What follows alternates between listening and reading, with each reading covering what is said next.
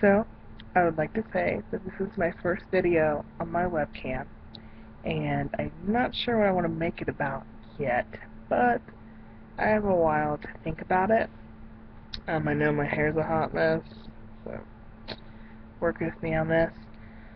I guess it'll kind of be like a vlog, because I always wanted to get it out there that I've been suffering with panic disorder for about 10 years now.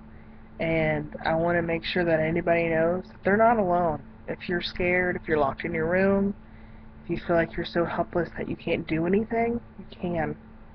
You can get out there and try. After I had my son, I got my license, I got a car, I got my GED, and now I'm enrolled in college. And you could do anything you put your mind to.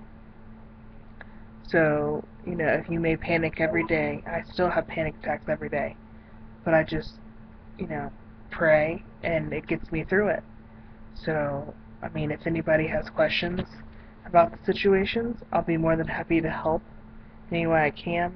But I just want to, put it out there that nobody's alone in this situation, and I wish I knew that, because it would have helped me out a lot. If I knew when I was 14 that I wasn't alone, it would have helped. So, here goes the first video.